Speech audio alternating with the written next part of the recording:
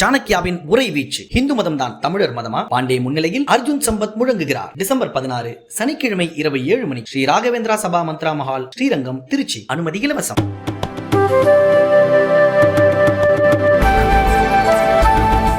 சீன பிரஜைகளுக்கு விசா பெற்றுத்தர 50 லட்சம் ரூபாய் பெற்ற வழக்கில் ஆஜராக கார்த்திக் சிதம்பரத்திற்கு அமலாக்கத்துறை சம்மன் அனுப்பியுள்ளது.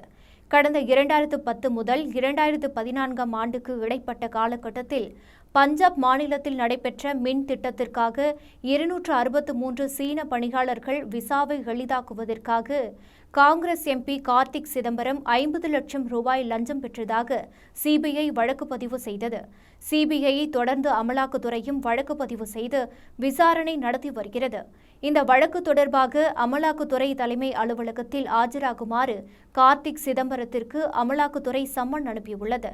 ஆனால் நாடாளுமன்ற கூட்டத்தொடரில் மக்களவை உறுப்பினராக கலந்து கொண்டுள்ளதால் வேறு தேதியில் ஆஜராக அனுமதி வழங்குமாறு கார்த்திக் சிதம்பரம் தரப்பில் அமலாக்கத்துறைக்கு கடிதம் வழங்கப்பட்டுள்ளதாக கூறப்படுகிறது.